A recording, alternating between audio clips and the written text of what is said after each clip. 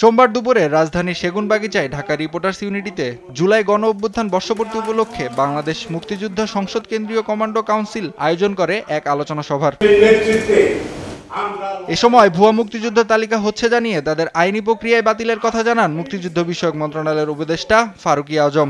আমরা যখন উদ্যোগ ইত্যাদি নিয়েছি তখন আমার কাছে 10-12 জনের মতো এই রকমের যারা মুক্তিযোদ্ধা না হয়েও মুক্তিযোদ্ধা হয়েছে তারা আপনাদের কাছে ক্ষমা প্রার্থনা করে নিজেদেরকে প্রত্যাহার করেছে। আমরা আশা করছি যে সামনের দিকে যদি আপনারা স্থানীয়ভাবে যদি প্রতিরোধ করতে পারেন তাহলে এরকম অনেক মুক্তিযোদ্ধা স্বেচ্ছায় এখান থেকে বিতাড়িত হয়ে যাবে।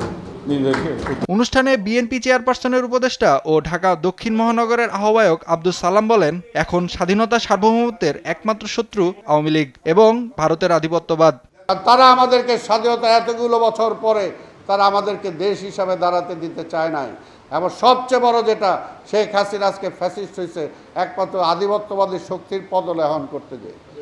এ সময় তিনি রাজনৈতিক উদ্দেশ্যে মুক্তিযোদ্ধাদের মধ্যে বিভাজন সৃষ্টি না করার আহ্বান জানান। নাইম আফসান, দেশ টিভি, ঢাকা।